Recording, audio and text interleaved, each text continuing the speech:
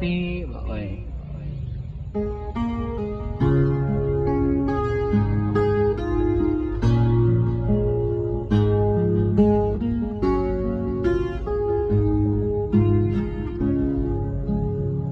ក្រំលំត្រង់ជាង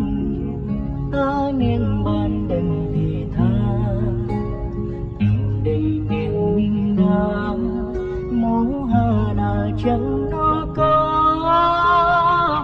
ជាធ្លំខ្ពងខ្ពស់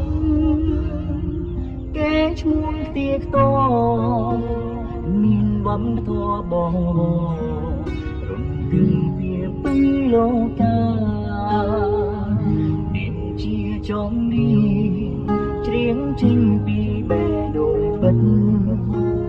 អល់ហុនទាំងឆ្ងាយចិត្តត្រូវចាំប្រវត្តិសោដាបើខ្មែរបែកបាំងខ្មែរដឹងមូលណា